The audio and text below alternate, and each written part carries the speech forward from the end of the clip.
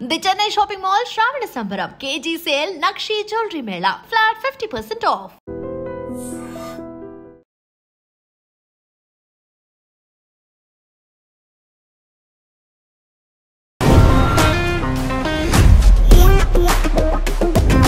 Welcome to relationship lab. నా పేరు లుంబిని. కర్ణాటక చిత్రదుర్గ అనే ప్రాంతంలో ఒక దారుణ ఘటన జరిగింది. ఒక అక్క వాళ్ళ బావ ఇద్దరు కలిసి తమ్ముడిని చంపారు. అది దేనికి అండ్ ఈ రిలేషన్షిప్ విషయంలో ఏం జరిగింది, ఇక్కడ ప్రాబ్లం అరైజ్ అయింది, డిస్కస్ చేద్దాం. ఈరోజు మనతో పాటు motivational speaker and family counsellor Rajani Rama గారు ఉన్నారు. అమ్మ నమస్తే. నమస్తే. సో కర్ణాటక రాష్ట్రంలోని చిత్రదుర్గ అనే ప్రాంతంలో ఈ ఘటన జరిగింది. అయితే తమ్ముడిని తనకి ఎయిడ్స్ డిటెక్ట్ అయింది అని చెప్పేసి హాస్పిటల్లో నార్మల్గా తనకి యాక్సిడెంట్ అయిందనమాట. యాక్సిడెంట్ అయినప్పుడు హాస్పిటల్లో బ్లడ్ టెస్ట్ ఇచ్చినప్పుడు దాంట్లో హెచ్ఐవి ఉందని తెలిసింది అని చెప్పి బావ అక్కకు చెప్తే అది నిజమా కాదా ఎంక్వైరీ చేశారా చేయలేదా తెలీదు. మొత్తానికి అతన్ని ఇంటికి తీసుకెళ్లే గ్యాప్లో ఆ క్యాబ్లోనో కార్లోనో వెళ్తున్నారు కదా, అక్కడ అక్క చున్ని తీసుకుని బావ మెడకి కట్టి ఊపిరాడనియకుండా చంపేశారు తమ్ముడిని. నిజంగా హెచ్ఐవి ఉందా లేదా అది ఫాల్స్ ఏమీ తెలీదు. అక్క నమ్మేసింది, చంపేశారు. ఇది జరిగింది. అంటే ఇంత దారుణ ఘటన. నెక్స్ట్ డే వాళ్ళ ఇంటికి తీసుకెళ్ళినప్పుడు, అంత్యక్రియలు చేయడానికి తీసుకెళ్ళినప్పుడు పాడ మీద పడుకోబెట్టినప్పుడు తండ్రి చూసి గొంతు దగ్గర ఏదో ఉంది కదా అని చెప్పి అప్పుడు అనుకుంటే అప్పుడు బయటపడింది ఇదంతా. ఏమనుకోవాలి దీనికి? అంటే ఇది వీళ్ళు ఒక రిలేషన్స్ అనేవి వీళ్ళకి గుర్తు ఉండటం లేదు. ఇంకొకటి ఏంటంటే ఇది ఒక అబ్బాయిని చూస్తే చాలా బాగున్నాడు, మంచిగా చదువుకున్నాడు, ఏదో సాఫ్ట్వేర్ అనుకుంటా కదా. ఇప్పుడు ఎవరికైనా ఈ రోజుల్లో ఒకళ్ళు ఇద్దరు పిల్లలే ఉంటున్నారు, మహా అయితే ఇద్దరు అబ్బాయిలా లేకపోతే ఒక అమ్మాయి ఒక అబ్బాయి అంతే ఉంటుంది కదా. అలా ఉన్నప్పుడు ఒకగానొక కొడుకు ఒకగానొక కూతురు, ఎవరికి వాళ్ళే సపరేట్, ఎవరికి వాళ్ళే స్పెషాలిటీ ఉంటుంది.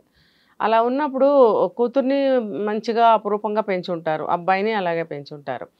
అలాంటప్పుడు వీళ్ళకి వచ్చిన నష్టం ఏంటి? ఇప్పుడు నువ్వు చెప్పినట్టు అది వాళ్ళకి పరువు నష్టము, ఇంకొకటి వీళ్ళకి ఎందుకు, వీళ్ళకి పర్సనలా, తల్లిదండ్రులకు కదా అదంతా వర్తించేది.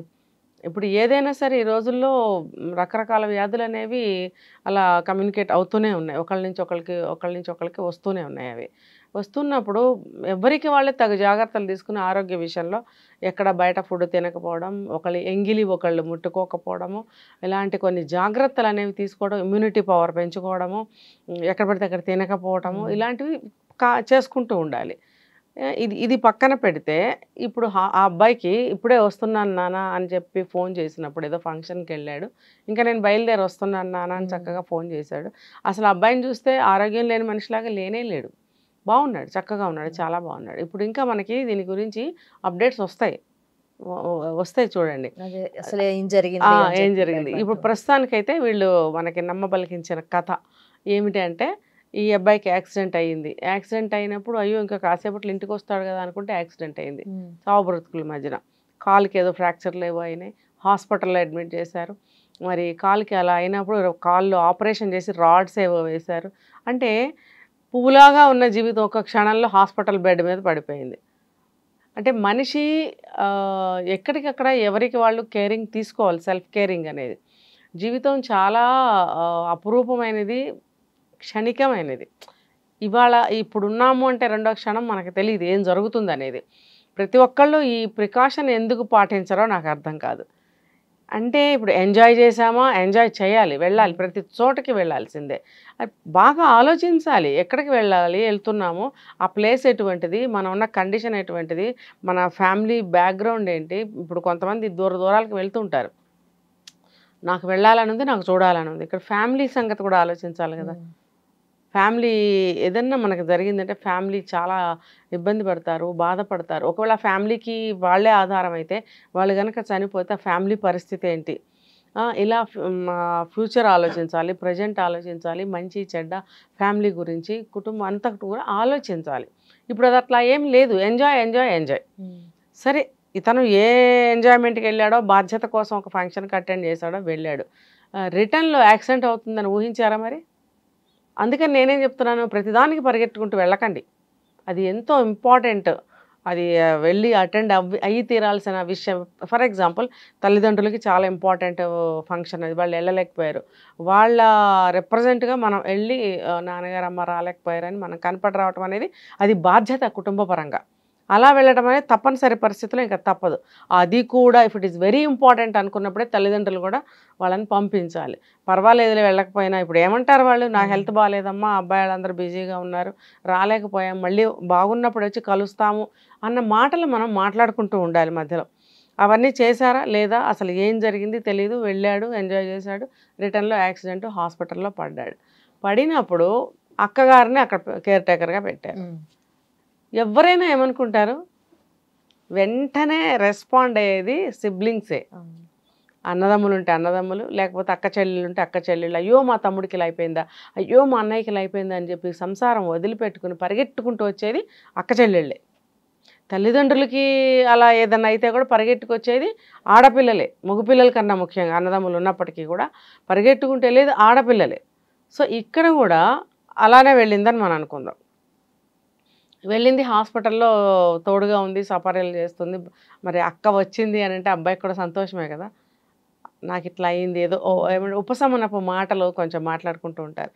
ఇలా అంతా కూడా న్యాచురల్గా జరుగుతున్న నేపథ్యంలో క్రమంలో ఈ బావగాడు ఏం చేశాడు, వాడు తమ్ముడికి రిపోర్ట్స్లో తేలింది ఏమని, హెచ్ఐవి అని. మరి సో ఇది పరువు ప్రతిష్టలకు సంబంధించిన విషయం అని చెప్పి విషం పోసాడు ఈ అమ్మాయికి. ఇప్పుడు నా అనాలిసిస్ ప్రకారము ఏంటంటే, అతనికి ఒకవేళ నిజంగానే పాజిటివ్ వచ్చిందా, వస్తే ఉన్నది ఉన్నట్టుగా చెప్పాడా భార్యకి తెలియదు. పాజిటివ్ లేకపోయినా కూడా ఇప్పుడు ఈ అబ్బాయి బెడ్లో ఉన్నాడు కాబట్టి ఈ అబ్బాయిని ఈ వంకతో చంపేస్తే ఆస్తిపాస్తులు ఇంకా నాకే వస్తాయి కదా అని ఆలోచించాడా కదా. కొన్ని ప్రాంతాల్లో కొంతమంది మనుషులు ఇట్లానే ఆలోచిస్తారు. ఏమైనా సరే బయట వ్యక్తి అతను రక్తం పంచుకుని పుట్టిన తోడబుట్టిన వ్యక్తి అయితే కాదు. సో అతను ఏదో చెడే ఆలోచించాడు. చెడు ఆలోచించి ఆ భార్యకి చెడు నూరు పోసాడు. అయితే మాత్రం ఎయిడ్స్ హెచ్ఐవి ఉంటే ఎవరేమనుకుంటారు, అది పరువా?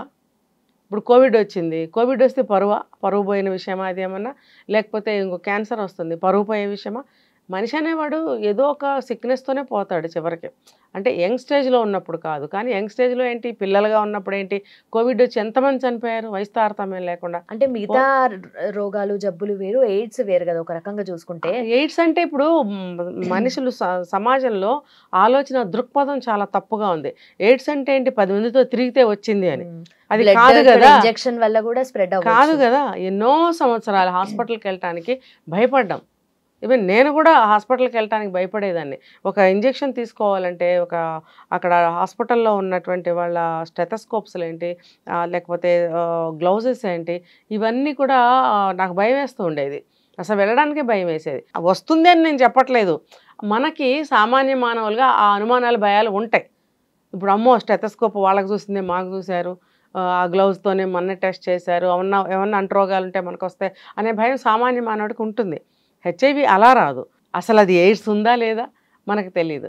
కాబట్టి ఎయిడ్స్ అనేది అలాగే వస్తుందన్న అపోహలో ఉన్నారు కాబట్టి, వీడేదో చెడు తిరిగాడు కాబట్టి ఎయిడ్స్ వచ్చింది, చనిపోతే ఆ పరువు పోతుందని ఫీల్ అవ్వడానికి నవ్వేడేస్ వ్యభిచారాలు చేయటం లేదా, అమ్మాయిల అబ్బాయిలు వ్యభిచారాలు చేయటం లేదా, అది పరువు నష్టం కదా. తెలిసి ఒకళ్ళే 10 మందితో చేస్తున్నారు బిజినెస్ వ్యభిచారము, అది పరువు నష్టమా? ఇది యాక్సిడెంటల్గా ఏదో ఒక విధంగా ఎయిడ్స్ వస్తే ఇది పరువు నష్టమా? అంటే చదువుకున్న వాళ్ళు, ఎంగేజ్లో ఉన్న వాళ్ళు కూడా విచక్షణ జ్ఞానం లేకుండా ఎందుకు ఆలోచించట్లేదు, రిలేషన్స్ ఎందుకు గుర్తుపెట్టుకోవట్లేదు? పరువు అదంతా అబద్ధం అని నేను అనుకుంటున్నా పర్టికులర్ ఈ కేసులో. ఒకవేళ నిజమే అయినప్పటికీ కూడా పరువు కోసము ఇలా సొంత తమ్ముడిని చంపుకుంటారు. దానికి ట్రీట్మెంట్స్ ఉన్నాయి, మెడిసిన్స్ ఉన్నాయి. ఇప్పుడు పాతకాలంలాగా కాదు, క్యాన్సర్కైనా ఎయిడ్స్కైనా మెడిసిన్స్ వచ్చాయి, చాలామంది రికవర్ అవుతున్నారు, మళ్ళీ నార్మల్ లైఫ్ లీడ్ చేస్తున్నారు. మరి ఈ అమ్మాయి ఎందుకు ఆలోచించలేకపోయింది? ఇద్దరు కలిసి కుట్ర పన్ని ఈ అమ్మాయి చున్నీతోటి వితిన్ మినిట్స్ వితిన్ అవర్స్ కావచ్చు ఆ అబ్బాయికి ఉరివేసి చంపేశారు. ఎంత దారుణం కదా. అరే నా తోడబుట్టాడు, ఆ మొగుడు చెప్తే మాత్రం నేను వినాలా? ఎవరి పరువు పోతుంది ఇక్కడ? పోతే ఆ తల్లిదండ్రుల పరువు పోతుంది. నీ మొగుడు పరువు ఏమన్నా పోతుందా? నీ పరువు ఏమన్నా పోతుందా? నువ్వేదైనా సెల్ఫ్గా ఏదైనా ఏదో పని చేస్తే సెల్ఫ్గా నీ పరువు పోతుంది.